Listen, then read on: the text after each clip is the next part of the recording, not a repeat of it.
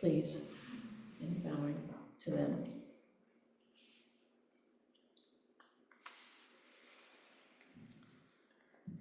So one day, Nanyue visited his student, Matsu, in his hut. Matsu was sitting zazen, or meditation, and Nanyue said to him, "What have you been doing all these days?"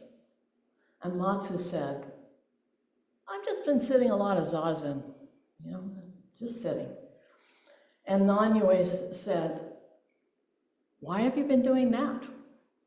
And Matsu answered, "Because I want to become a Buddha." So Nanyue, who was his teacher, didn't say anything. And Matsu goes back to his sitting, and pretty soon he hears this sound. And he turns around and he sees that the Nanyue has picked up a roof tile and a stone and is polishing the roof tile with the stone, rubbing it back and forth, back and forth. And Matsu says, "Master, why are you polishing that roof tile?" And Nanyue says, "I'm polishing it to make a mirror." And Matsu, totally flummoxed, says, "How can you possibly make a mirror out of a roof tile?"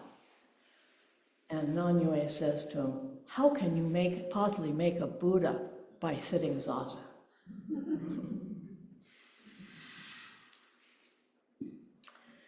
So, some of you may recognize that story. I actually think I used it in I think the first talk I ever gave here, but I like the story, so I thought, well, it bears repeating.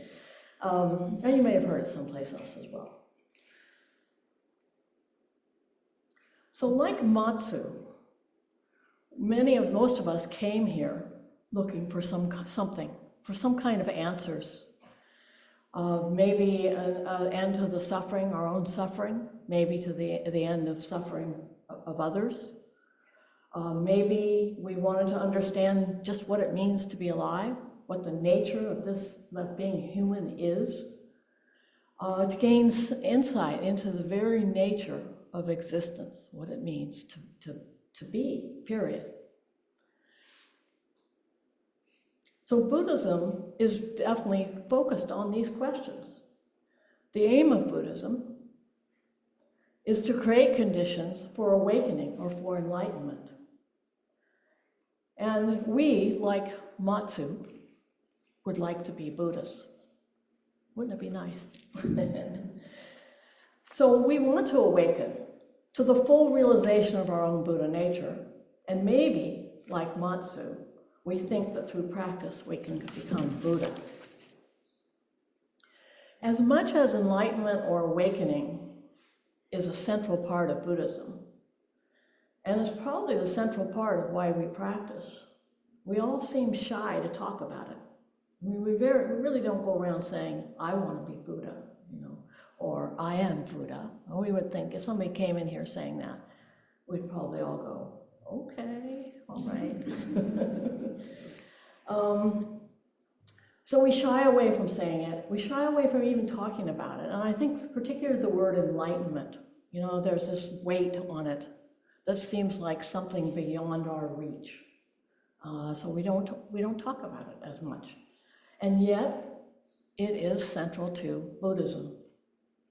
And Buddha taught that all of us, each and every one of us, have the capacity to awaken, to be Buddha, to become Buddha. So in this story, Nanyue is telling Matsu that he too has the capacity to be a Buddha, that he already has that capacity. You can't make a Buddha out of a non-Buddha. You can't make a mirror out of a stone. You can make it out of glass, I think, right? And put silver on the back. But you've got to have the basic ingredients to be able to do that. So in Buddhism, we often talk about different paths. And by paths, I don't really mean different paths such as Theravada or Zen or Vajrayana. But we talk about the ingredients for awakening.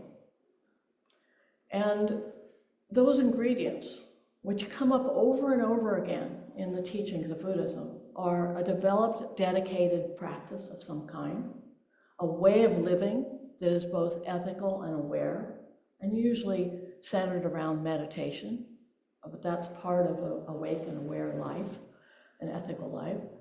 And the second thing is a deep insight or awakening to the nature of existence. And I think for a lot of us, the first one is a little bit easier. You know, okay, I'll practice. The second one is, how do I do that? How do I wake up?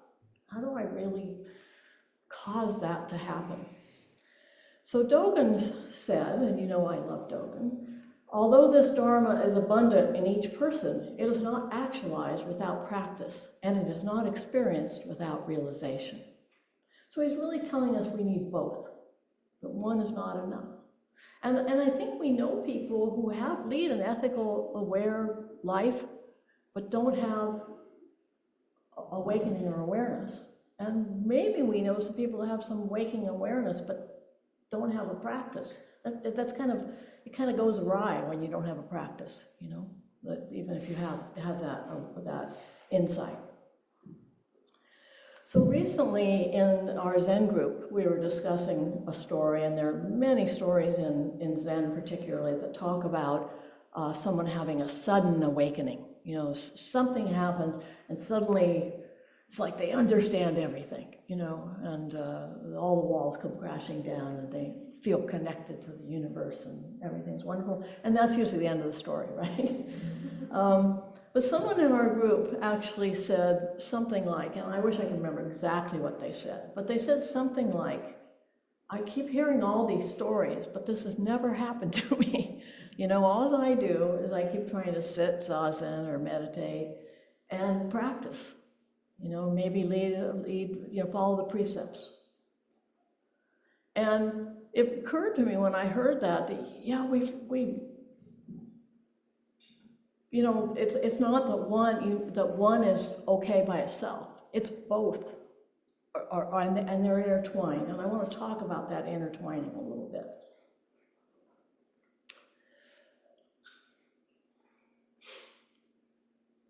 So maybe you feel like this too.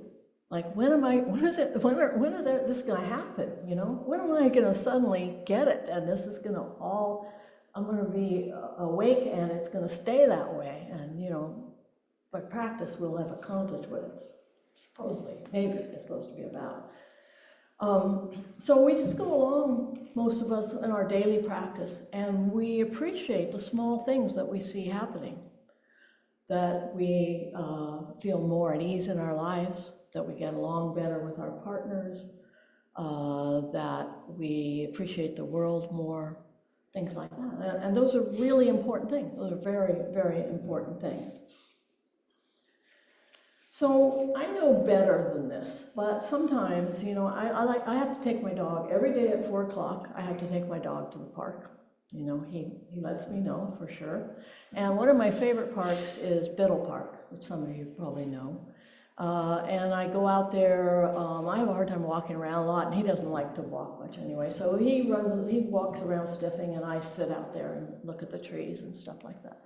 And sometimes in the fall, they have these big sycamore trees, and the leaves are falling, and I just get mesmerized, you know, they're really tall. I mean, they must be 100 feet tall, and there's just these leaves coming down, you know, and I'll be totally into it, and I'll have this thought because there's all these stories in Buddhism about someone sees the leaves falling and they wake up, or a stone hits the bamboo, and I'll go, oh, maybe this is it. And then as soon as I think that, of course, you know, you're separated yourself, it's all gone, the magic's gone, you don't even join the leaves anymore, right? It's all good, so I know better than that. But I don't think I'm the only one who we have this kind of feeling like, yeah, what about this awakening? You know, what about it? And we, you know, we know better in some way.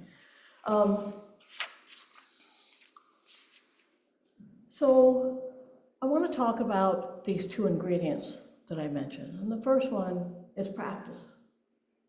And all of you here have practice. You know, that, I know that, or if you are here maybe for the first time, maybe you're thinking of developing a practice.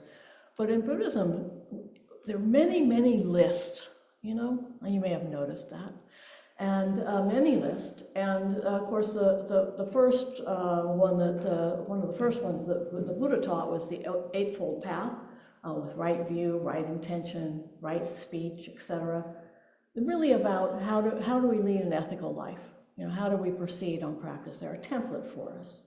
There's other things like the Six Paramitas, the Six Perfections, generosity, ethical discipline, patience, joyful effort, meditative concentration, wisdom, and the four Brahma-viharas, loving kindness, compassion, empathetic joy, equanimity, just many, many of these lists. And you know, in Zen, one of the central lists for us is the 16 Bodhisattva precepts.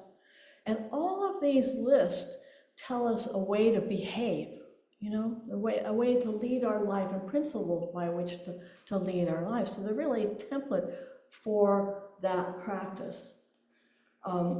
So we begin to develop these attributes. They actually begin to sink into our life, and then we become more compassionate, and we have practices to develop it. We have metta practice and Tonglen and things like that to help us become more generous or more kind to people. And slowly these things begin to work, and we begin to look more like these lists, maybe a little bit more like these lists.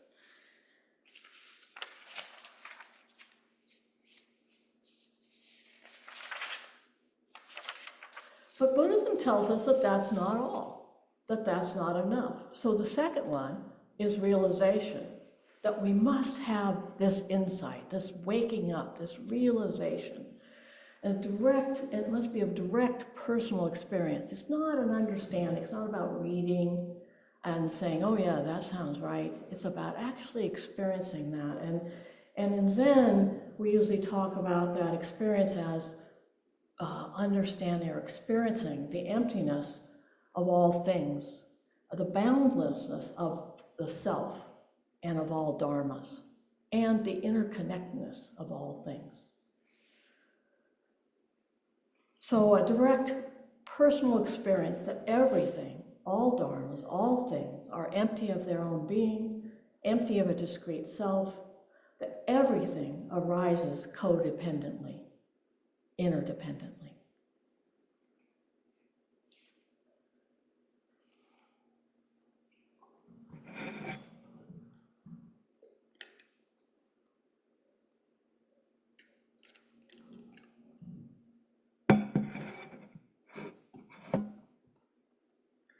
So there, as well as all these lists, there are actually aspects of Buddhism that are focused on bringing about this awakening directly.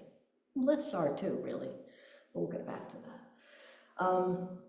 There are aspects that are aimed at stopping discursive thought, at breaking down our sense of a separate self, breaking down barriers to a direct experience of this very moment. Some of those examples are koan practice, and in the tradition that I'm practicing with now, that's what we do, a lot of koan practice. But any of you who have worked with a teacher, if you've worked with a teacher very closely, you know that they will do things that just completely pull the rug out from under you, that throw you for a loop, that you don't know what to do. I was thinking about this, and a lot of you know I spent a number of years at Tassajara, and there was a period of time when I was the anja for Baker Roshi, who was the teacher at that time. And one day we were we had a ceremony to commemorate Suzuki Roshi's death, and it's a very formal ceremony, and Baker Roshi wore these brocade robes with a brocade peaked hat, the things coming down the side, this whole thing. And as his anja, you know, it was my job to take care of his house, to attend. I was basically his attendant. So when he walked someplace, I carried his things. When I got him up in the morning, fed him, you know, all this kind of stuff. He'd put his robes away, do all that kind of stuff. So it's a very close relationship. And that particular evening, he had some of Suzuki Roshi's old students there with him, and they were having tea, and they were kind of talking into the night, and he said, you can go ahead and go to bed, you know, and I said, okay, and I went back to my cabin and went to bed. And the next morning I got up and he started haranguing me. Why didn't you put these robes away? That's your job. You're supposed to put these robes away, you know. Well, I didn't say anything. You know, you get good at Zen, and just, okay. You know? Okay, thank you. But there was no way I could have, I mean, he was wearing them, right? He was wearing them. What am I going to do? Go grab them off? So a little while later, because he was very kind, you know, he said to me, I know there was no way you could do that.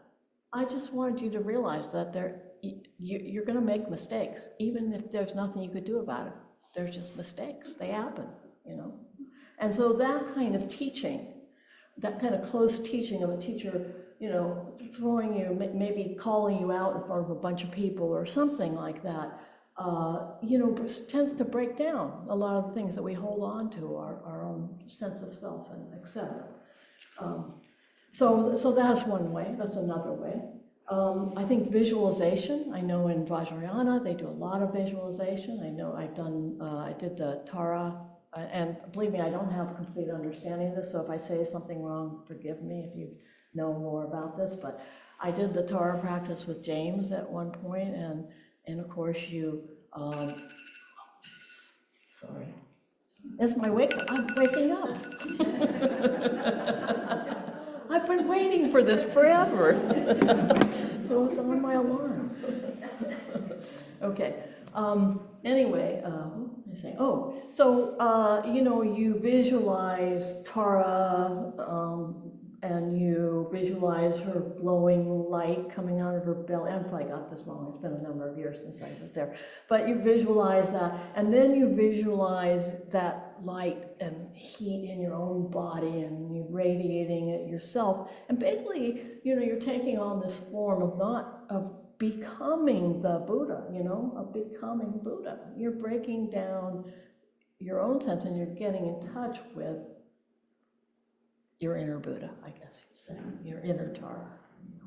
So that's another way. I think long-term retreats, most of you have done long-term retreats. A lot of the same stuff is true for monastic practice. You're cutting off all outside inputs. You may get sleep deprivation. I certainly felt that way when I was in the monastery. You have lack of choices. You know, you don't get to choose what you eat or what you do necessarily at any given moment. And if you're in a monastic situation, everyone dresses the same. Where I was, everybody wore black robes. Everybody wore exactly the same thing. And if you're a priest, you know, they cut off your hair, so even that's gone. You know, you have no particular identity in that way. So all of these things, you know, we have the lists that are about how we live our lives, and then we have these things that are about kind of throwing a wrench in our idea of how things work and who we are, and breaking that up a little bit, you know, trying to break those up. So all of these are aimed at stimulating awakening. So in the koan, Non-Yuan's not saying don't sit zazen, don't meditate. He's not saying that. He's just saying, he's trying to push Matsu past this identity of this idea that I'm going to do this and become that. He's trying to get him to realize I am that. You know, I'm already that. Trying to get him to realize that. So these two ingredients, both are true. The common view is that practice and realization are two distinct things. The practice comes first, and eventually realization will come second. You know, out of practice comes realization. That if we practice long enough, or correctly enough, or deeply enough, that we'll get realization. And of course, we're all going, why hasn't that happened? Why hasn't that happened? You're not doing that. I do sometimes. Okay. So when we meditate, or we act compassionately, or we manifest equanimity, or any of these other things, the characteristics that are on these lists, These are the ways of a Buddha. And when we act that way, we are acting as a Buddha. And there's no difference. When you feel generous, when you feel, I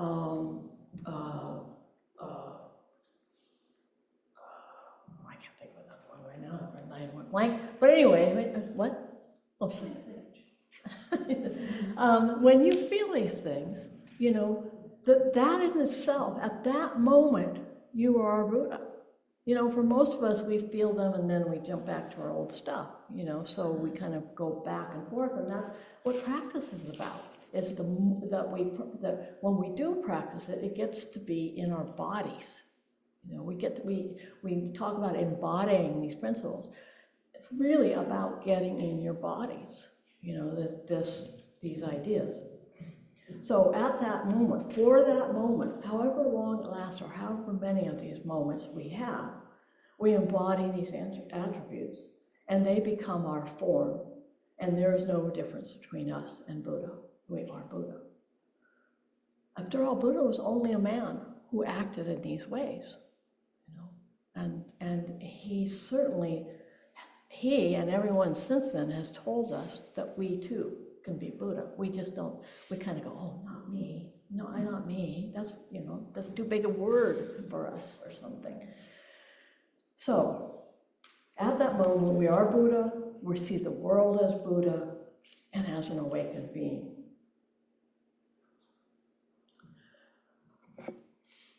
So realization is manifest through practice. Each moment that we practice, we manifest realization. For some people, realization may come suddenly. It may come in these big stories that we hear about, where suddenly, you know, it's like earth-shattering, the whole world changes, and we have this thing. But for most of us, I think it comes in little bits, you know, little realizations, you know. I remember, I wasn't planning to tell a story, but I'm going to tell it anyway. I had always heard the word kensho, which basically means enlightenment or waking up or awakening, same thing. And I always assumed it was this big deal, right? To me, it's a big deal. And one time I was telling my teacher about some insight that I had, and he started talking about kensho. And I stopped and I said, wait, are you telling me that that's kensho? And he says, yeah. I said, I've had lots of those, right? Lots of those insights where suddenly, you know, we've done this practice, but suddenly we understand in some way. And we've woken up a little bit, you know. So for most people, that's how it is. But these little awakenings slowly become who we are and become a big awakening. And even these stories about suddenly waking up, most of these people practice for 20, 30 years. You know, it's not really sudden. They too probably had all these little things. And I sometimes think it's already there in our body, and it just takes a long time for us to go, oh, okay, because we don't believe unless we can consciously think it, you know, in some way.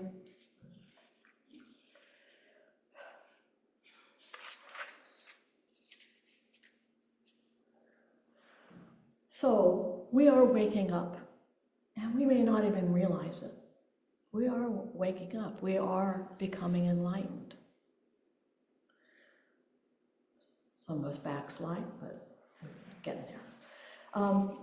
As we more clearly and thoroughly embody this practice, we become more aware and more awake to our boundlessness and the boundlessness of all things, more connected to our interconnectedness and with all beings and all things. Whether realization comes slowly or suddenly, realization brings practice, because as we begin to wake up, we begin to see the value of practice, right? I mean, I don't know about you, but I have some insight and go, now I'm really going to practice, right? So Dōgen says, do not wait for great enlightenment, as great enlightenment is the tea and rice of daily activity. Isn't that beautiful? Really wonderful. So, practice is realization, but realization is also practice. And together, they are the expression of our Buddha nature. They are an expression of our own Buddha nature, who we are as Buddha. Another teacher, Taigen Dan Layton, said, so this practice we do is not practice to get something, some so-called enlightenment somewhere else, in some other time, in some other state of mind. This is not practice to get higher or reach some other state of consciousness or being. This is actually the practice of our enlightenment and the realization right now. This is the practice of our enlightenment and realization right now. And enlightenment and realization naturally lead to practice. There is no enlightenment that is not actually put into practice. So each of you is practicing your realization right now. Each of you is realizing your practice right now. This is simply Buddha's practice. Just your thought of practice already is Buddha's practice. For this reason, our practice is continuous. It is not something we do to gain enlightenment. It is enlightenment right now. Practice itself is enlightenment. It is realization. It is awakening. Dōgen also said, between aspiration, practice, enlightenment, and nirvana, there is not a moment's gap. Continuous practice is the circle of the way. Continuous practice confirms you as well as others. It means your practice affects the entire earth and the entire sky in the 10 directions. Although by yourself or by others, it is so. So the only thing that we really need to realize is that we are already Buddha. That this practice itself is awakening. That this practice itself is enough. That this is it. That we are deeply and intimately connected to each other and to all existence in each moment. And practice wakes us up to that. Each of us at this very moment is expressing practice realization. This is Buddha Dharma.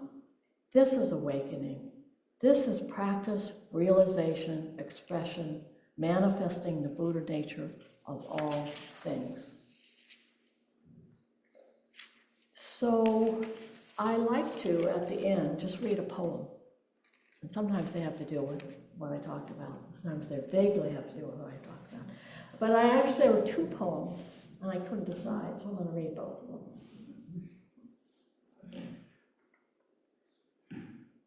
The first one is by Mary Oliver. I know a lot of you know her. It's called The Poem of the One World. This morning, the beautiful white heron was floating along above the water and then into the sky of this one world we all belong to, where everything, sooner or later, is a part of everything else, which thought made me feel for a little while quite beautiful myself. And then the second one is by Ikkyu, and Ikkyu was a Zen monk. I can't remember what century, maybe 8th or 9th century, and he was very wild. He liked to drink. He got a number of women pregnant. He wasn't your usual priest, but anyway, he was very wild. Great poet, though. So this is very short. Why is it all so beautiful? This fake dream, this craziness. Why? All right. So if anyone has anything that they would like to add, or questions or thoughts, or you could tell me it made no sense and I must be crazy, that's okay, in this crazy world.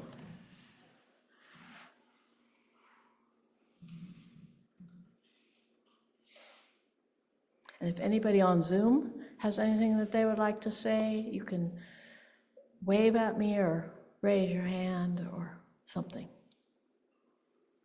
And I have to say, I see Sylvia out there. I have to say hi to her.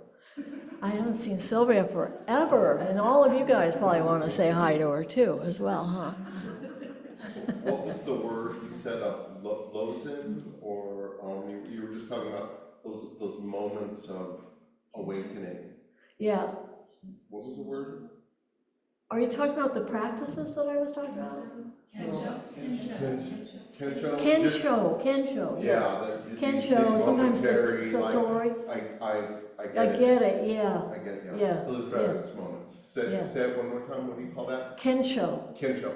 yeah, Thank Kensho. It's also satori, means the same thing. Yeah. Kensho, satori, yeah. Thank you. I think in the back. Yeah. Sorry. Then Linda. This is Kate. Hi, Kate.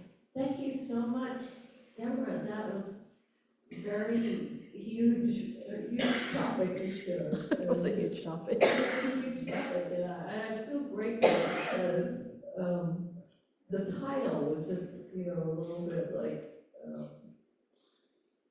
and, everything you said about how nobody talks about it. Yeah. Nobody, we're like, and if you ask me, I'd be like, well, no, not me, Yeah. Not me, not in this lifetime. But I think we do all have those moments, just kind of that split, little sliver, where you kind of like see through the cracks or something. And, Yeah. and the idea of it, that this is it, and that, continuous practice is what we do. Yeah, that's This it. is it. Yeah. And this is what we do. So That's right. I'm just grateful. I think it's really important that we own it, that we begin to say, yeah, I do have a Buddha nature, and so do you. I remember once somebody said this to me. They had heard I had Buddhist background or something. They said to me, so do you think you're a Buddha? They were like, challenging me. I said, yeah, but so are you. It's like,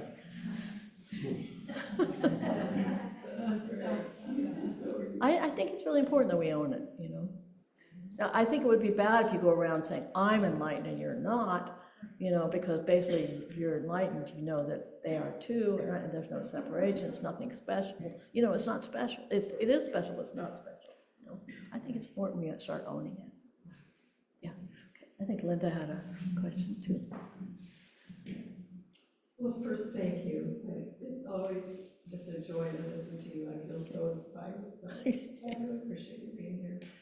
My question, it really isn't about the talk, but it's about Zen in general. I think one of the things I appreciate about this summit is that we have, it's non-linear, so there's the Theravada people, there's the Tara people that Right. you described, and then there's Zen. Yeah. There's so much about Zen that I know me and many other people don't know about. And what I'm thinking about is when we saw the ceremony that you recently had in your honor. And I wonder if you could tell us a little bit about that. It was so beautiful and special and elegant and It's really, and dark. it's wonderful. Yeah, it was just, if you could just talk about that a little bit, what that means. Doesn't mean anything. Well, traditionally, and like I'm the fourth person, I think, in our group who's had it. We're a very new, small group.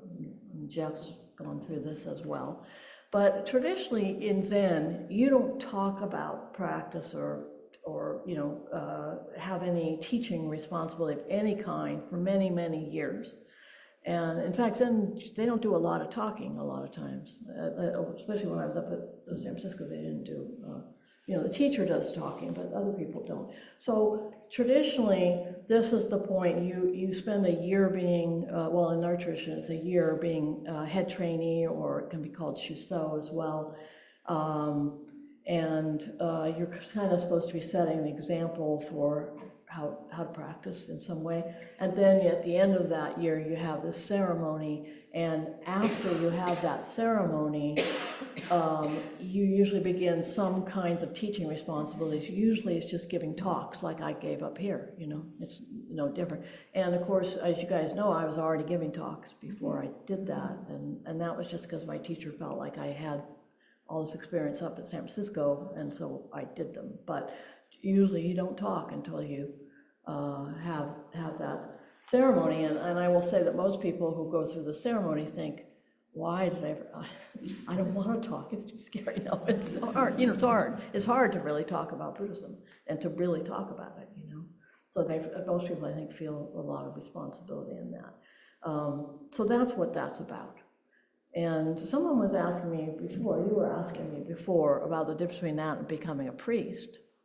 She was saying, well, then is priest the next step? And no, they're not. They're kind of totally separate in some way, because traditionally in Japan, they send their young men off to the monastery, and right away they're ordained, and they might be 12 years old. They're ordained as a priest. It doesn't mean they have any particular understanding or anything like that.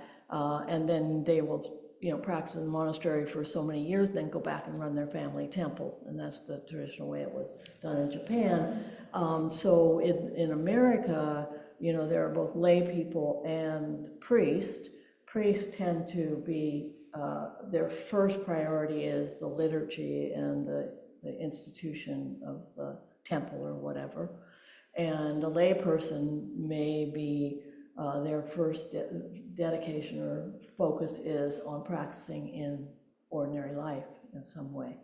In reality, in America, there are lay people who live like monks in monasteries, and there are priests who live like lay people with their family, so we're all mixed up in America, But basically, being a priest is really dedicating yourself to carrying on. I hate to use the word institution because that is such a negative thing, but taking responsibility for carrying on the forms of the practice, in some way. Can you remind us the name of the ceremony? What was it? Hosen. Yeah, it's called different things, different places. We call it Hosen. I mean, that's the Japanese name. There's a longer name for it, actually. But I think up at San Francisco, they call it the Shuso ceremony. Up there, everybody is called Shuso. At our group, you're only called Shuso if you're a priest. And if not, you're called head trainee. So it's all, we're all over the place. It's not consistent.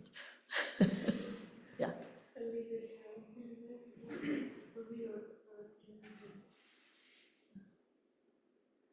Anybody else? Anybody online? No? Yeah, there's someone, Carol. Okay, hi, Yes. Deborah, yeah. Thank you so much for the talk. We can't hear it. We need to turn that mic, we need to turn that. Tell us needs to unmute. We're going to turn up the mic, just a moment. Sure. The volume really loud. Just the volume under there? Which number is it? It's that. No, because that'll turn me up too. Oh, yes, it'll turn me way up, yeah. Try the TV remote volume, please. Right here? TV is muted, we don't want to do that. No, yeah, that's not it. No, that's not it. No. Okay, maybe, can you just speak as loudly as you can, and we'll see if we can hear you. Can you hear me? Yes. No, we can't hear you. Hold the microphone up, the laptop, that'll probably be good enough. Well, it shouldn't be coming out of here. It should be coming out of there. Oh, up here? Oh, this laptop volume. Here. Oh, that one. No, it's out of the way. Go up, tell.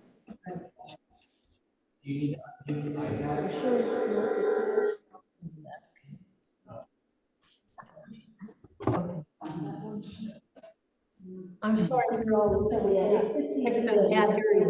That apologize. Okay. Okay. Maybe we could put it in the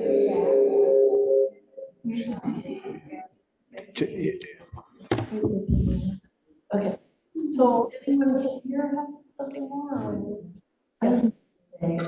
Speaking of practice, I've been thinking a lot about that word lately. Like a lot, like over the last months and months, of how we use that word practice in so many different ways. And how it's used in Buddhism, oftentimes, when you meet somebody new, who in a Buddhist context, you'll say, where do you practice? Or how long have you practiced? Or it's, there's sort of an understanding of what that means. And I don't know, just think it's an interesting thing to think about because we practice the list. Yeah. so many different things we practice, and by practicing all these different things, for me, it's what inspires me to keep going. Yeah. Because I think if I didn't know that, if I wasn't aware of that, I wouldn't feel that verified faith that it's making a difference in my life. That, you know. So anyway, I guess I just was thinking about that, and I appreciate you talking about that. Yeah. I think I think both sides, realization and practice the list, I hate to call it that exactly, but, you know, can't have their pitfalls. So because I think sometimes people just get hung up on, oh, now I'll do this practice, and now I'll do that practice, you know, and thinking that that practice is going to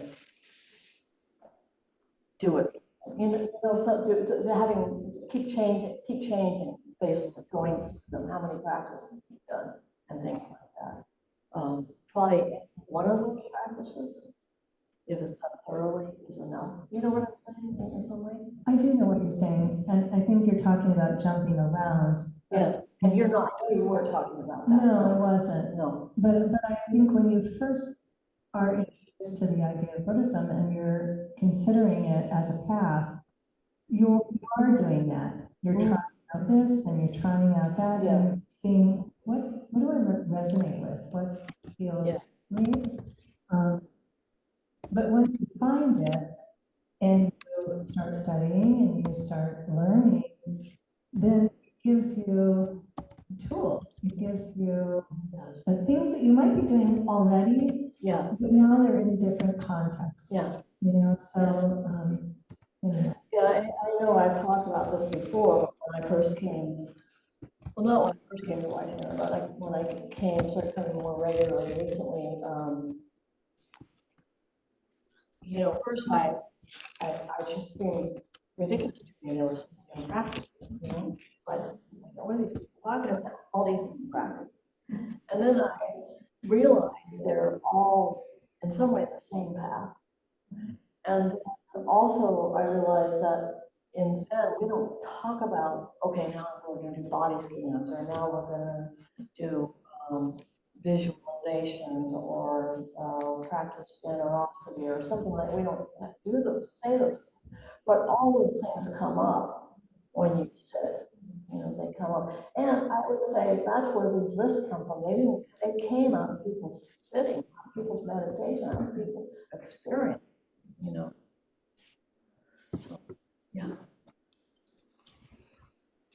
Just wanted to say thank you so much for the talk tonight. And, you know, I find Zen is so interesting, and I know so little about it, and I know there's so much to know. But just reading books by Norman Fisher and different things that I've heard, that just the posture and how you sit, that's kind of I've heard that's being awake. Is the sitting, and it's a lot about the everyday, you know, your everyday life. And what you do, that's, you know, being your awakening. I don't know if that's the same as kensho, but those moments. And yet, so it seems kind of ordinary and simple, and yet there are so many detailed rituals, and doing certain things. And I'm just wondering, you know, you practice this for many years, how you see that ritual fitting in with your life as a practice. Well, that's an easy question. Yeah. Well, I don't see the ritual as being any different than, say, sitting meditation, you know, because, for example, how you bow, you know, I don't worry about the rules for how you bow, you know, but if you start paying attention to the people around, you know, at least when in San Francisco, when I came up through them, you know, they tell you kind of the basics, but they don't tell you a whole lot, and you just pick it up by watching people and by becoming more aware. And so a lot of it, you know, how you bow is just, it's mindfulness. That's all it is, you know, that when you're in this situation, you do it this way, you know, and you pay attention to that.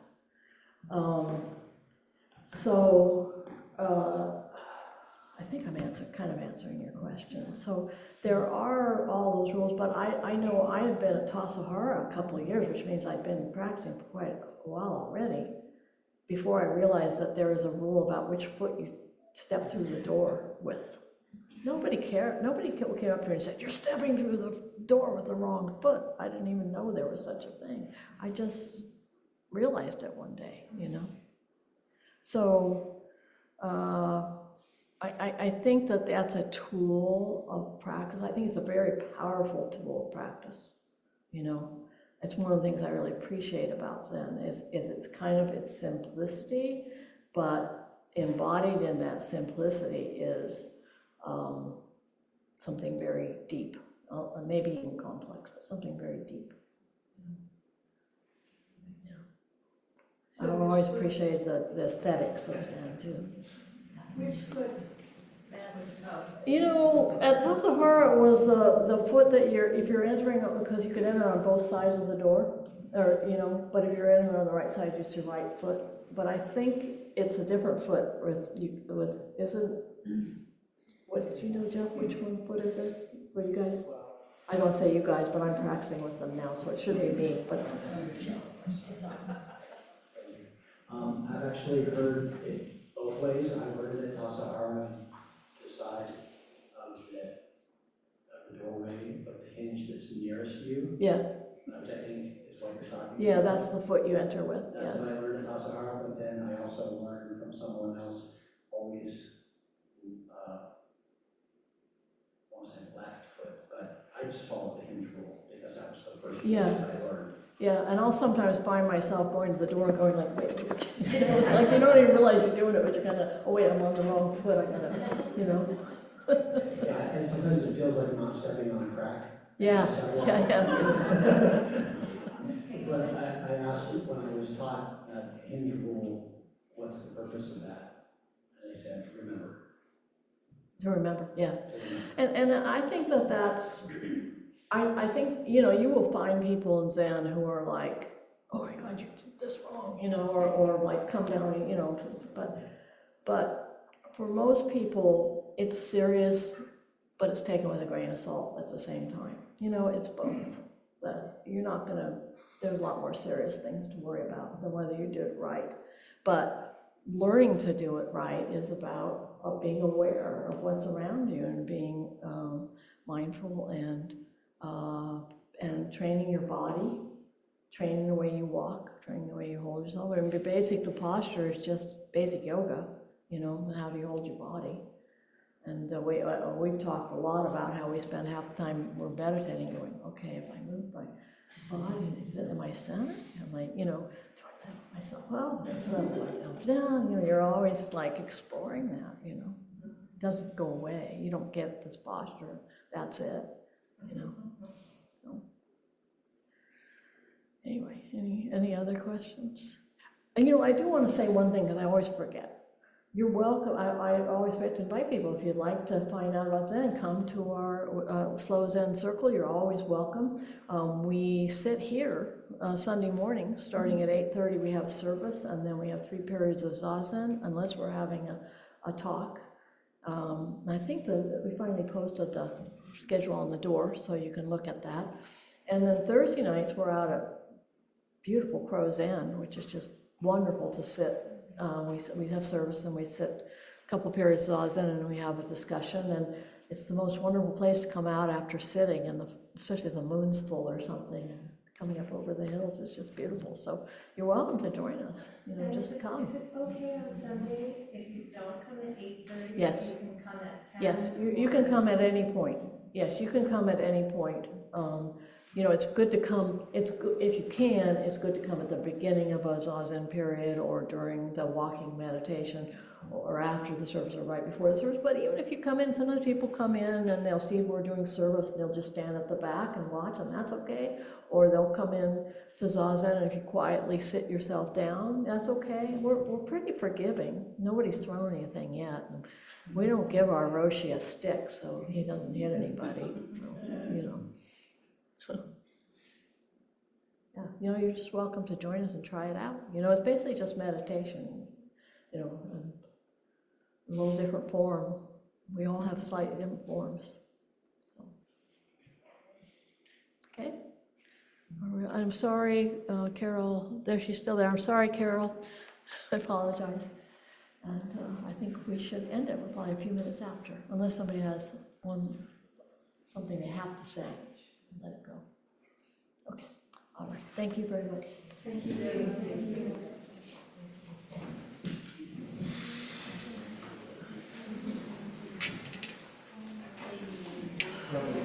Thank you. Mention though, if somebody sends me that, what you just said about the schedule, Yeah.